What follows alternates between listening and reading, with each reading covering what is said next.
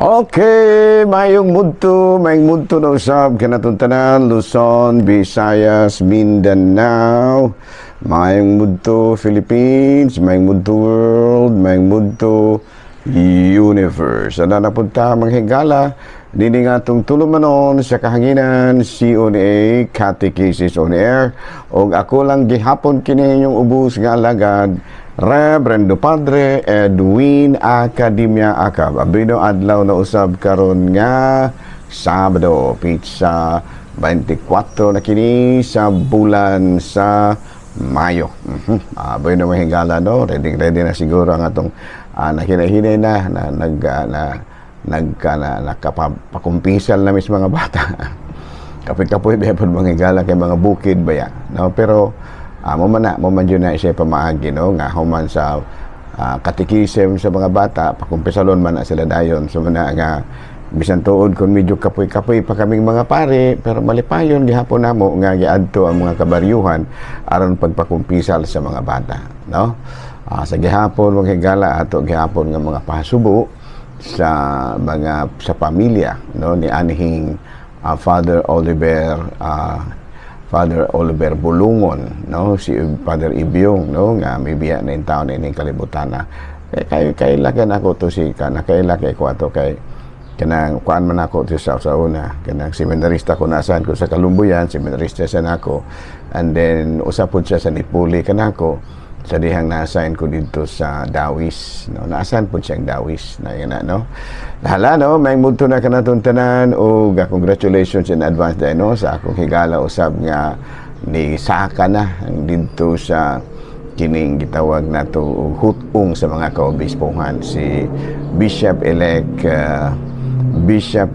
Glenn Corsiga. Ayan no. Bino padayon ta mga higala arita sa ato ang Saint of the Day, Venus ang ato ang May 24 ang ato karon nga santo walay lain ko santa ni siya si Maria Magdalena de Pace no P-A-Z-Z-I. Bueno kini si Saint Mary Magdalene de Pace taga ko ang kini siya Florence, Italy and she belonged to a noble family no. Unya nagpamembro kini siya sa Carmelite Order. Unya matud pa sa iyahang pagka madre nakapakita gyud siya sa matud pa holiness sa iyahang kinabuhi no. Ubay-ubay gyud usab ang mga nakadayeg sa iyahang kinabuhi kini si Saint Mary Magdalene de Pace tungod lagi sa kamayo sa iyahang kinaiya ug balaanon nga kinabuhing gipuy-an. Bino, padayon ta mahigala mao gadto nga tong Saint of the Day karon. Nya ari ta mahigala sa kining CBCP News no. Wala kay kita dakong balita sa CBCP pero doon na kita balita manghigala gikan sa Vatican. Ang opisyal nga hulagway ni Pope Leo XIV opisyal na nga available alang nga atong gustong makaangko niini no. Ang the official portrait of Pope Leo XIV. Sa laing bahin ang Archdiocese of Chicago sa ulugon ang pagkapili ni Pope Leo XIV karong Hunyo 14 gani adto kini didto usa ka misa ang ipahigayon didto sa White Sox Stadium dito sa Chicago tungod kay nailaman lagi kini si Pope Leo XIV nga usag yun sa matud pa lunod patay or kining gitawag na tong loyal fan of White Sox no. Grupo kini mga higala sa murag kuan masiguro kini baseball no, White Sox. Abino padayon ta mga higala sa ato nga mga buhatono ni ining kamudtuhon ug ari na ta mga higala sa ato ang Catechism. Catechism na ta mga higala oh. Okay no, sa pasadili pa ato sa diay nga timbayaon mutimbaya kita mga higala og may hapon sa atong talahorong obispo Bishop Polite B. Cortez. Abino mga higala pangutana pader ngano man tang mga Katoliko nga wala man nato itudlo ang tithings o paghatag og 10% gikan sa mga miyembro. Well anyway, sa dili pa atong tanaw sa maring tithings Tithings is in the Bible refers to giving 10% of your annual earnings, productions, or possessions. Ato pa 10% sa inyong earning ipahatag ninyo sa simbahan. No, unya unsa man kining tithings? It is an obligation for the Jews as stated in Leviticus chapter 27 verse 30. No mo man naa diri no. Iya sa Ginoo ang tanang ikapulo gikan sa atong abot sa yuta, sa ani gikan sa uma o sa bunga sa mga kahoy. Balaan kini sa Ginoo. Muna no nga daghang kaayo sa mga atong mga igsuon nga mga relihiyon nga mohatag gyud sila 10% sa ilahang relihiyon. Kita manghigala ang atong panabot ni ining 10% manghigala mura ba og kining ratio ba from 1 to 10? Ratio from 1 to 10. Sa imong tanaw, ang imong ratio from 1 to 10. Yung gani ka nga 10, perfect. Maupo na siya sa Panultihon, Kapitulo 3, versikulo 9. Pasidunggi ang Ginoo, pinaagi sa paghalad kaniya sa labing maayong abot sa yuta. Ayan, no? Hato pa 10% buti pasabot day ang pinakalabing maayo. Kay mura day nag-ratio from 1 to 10. Sa pa kung 10 gani ang imuhang percentage nga ihatag, perfect. So mo kana siya nga sa atong panabot ini no sa mga Katoliko, ang binasi sa Panultihon Kapitulo 3 versikulo 9 dili binasi lamang sa Leviticus Kapitulo 27 versikulo 30. Iya sa Ginoo ang tanang ikapulo gikan sa atong abot sa yuta, sa ani gikan sa uma o sa bunga sa mga kahoy, balaan kini sa Ginoo. Dili na mo'y atong panabot. Ang atong panabot manghigala Panultihon 3 kapitulo 9, pasidunggi ang Ginoo pinaagi sa paghalad kaniya sa labing maayong bino. Labing maayong abot sa yuta. Ano, wala nato gina pero instead nga inguna ang atong panabot, gihimo nato kini nga pledges, no, voluntary giving and no exact percentage. No man gitawag nato sa in English og love offering. No unya do na kita matod pa gilatid nga mga lagda usab kabahin ni ana. Instead nga 10% ang gihimo nato no base sa atong katungod usab sa paghimo og mga lagda matud pa sa Mateo kapitulo 16 bersikulo 18. I will give you the keys of the kingdom of heaven. Whatever you bind on earth will be bound in heaven. Whatever you loose on earth will be loosed in heaven. Kung sabi ni siya mahigala sa Mateo kapitulo 16 bersikulo 18, ihatag ko kanimo ang mga yawa sa gingharian sa langit. Kung sa inyong itugod dinhi sa yuta, itugod usab dito sa langit, ug sa inyong idili dinhi sa yuta. So ang atong gitugot dinhi sa tuwa sa Katoliko mahigala dili 10%. Kuan lang. No, number 1 is attend mass on Sundays and days of obligation. That's number 1, mga obligasyon ni mahigala. Number 2, confess your sins at least once a year. Mangumpisal kita at least once a year. And number 3, receive the Eucharist at least once a year.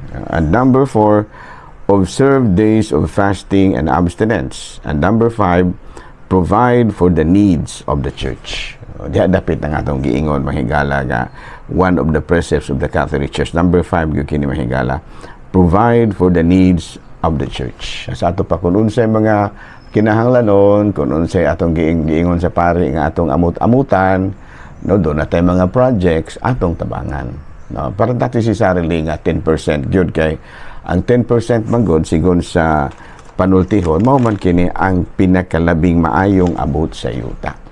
Mo man sa ato ha, ang amot nga laing relihiyon ila man jud literal pagsabot nga mangayo man gyud sila 10%, mahalinan kag baboy pangutan-on jud kag pila may imong halin. O pangayoon namo ang 10%. Ingon ni ana no. Mahalingan kag yuta, pangayuan jud kag 10%. Pero sa ato adili. Ang atong gibutang din kuan lang love offering lang no. Kining gitawag natong voluntary giving but no exact percentage. But of course, doon na punta sa usa sa mga precepts of the Catholic Church is provide for the needs of the church. Ato pa kung unsay mga kinahanglan sa simbahan atong tambangan muna nga daghang kaayo sa mga projects nato nga atong giamot-amutan. Pinaagi sa nagkalain-laing mga fundraising.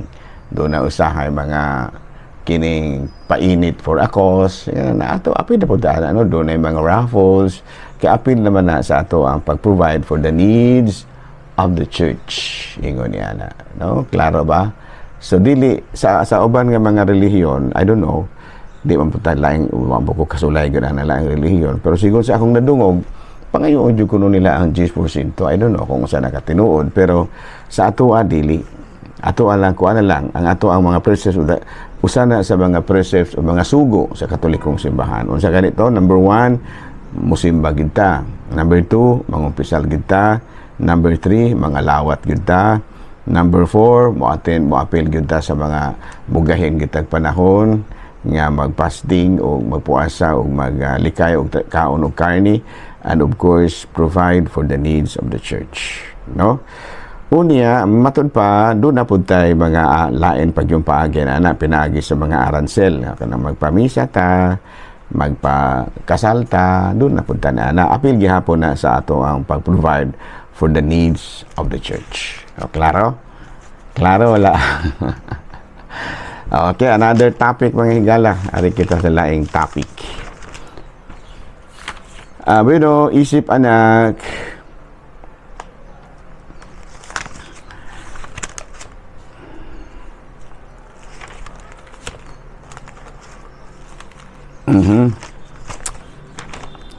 So, ari kita mahigala sa lain nga mga gipangtudlo usab sa atong Katolikong simbahan. Sa Biblia, daghan ang mga gisgutan nga dili ipakaon, pero gipakaon gihapon nato, dili ba kini pagsupak sa kaubuton sa Dios? But anyway, sa basahon sa Leviticus Kapitulo 11, mabasa nato ang mga pagkaon nga pwede o mga pagkaon nga dili pwedeng kanon. Lalakip sa dili ipakaon ang karning baboy, mga isda nga walay himbis. Pero kanatong Katoliko, alang kanato gitagaan na kini ni Kristo og eksaktong kahulugan. No, sa Mateo Kapitulo 5 bersikulo 15, matud pa niya, ayaw ninyo huna-hunaa nga mianhi ako aron pagsalikway sa balaod ni Moises o sa mga pagtulunan sa mga propeta. Wala ako moanhi aron pagsalikway niini kung dili aron pagtuman hinuon sa hustong kahulugan. No? Sa Marcos 7 bersikulo 19 verse 17 sa 19, sa ding mibiya sa panon sa katawhan ug misulod sa balay, gipangutana siya sa iya mga tinunan mahitungod sa mga pagtulunan. Mitubag si Jesus kanila, ang inyong panabot samara sa mga sauban. Wala ba di ikaw makasabot bisan unsa nga musulod sa baba sa tao, dili makapahugaw kaniya, kaya ang pagkaon dili man musulod sa iyang kasing-kasing, kung dili muadto sa iyang tiyan ug unya muguwat gikan sa iyang lawas.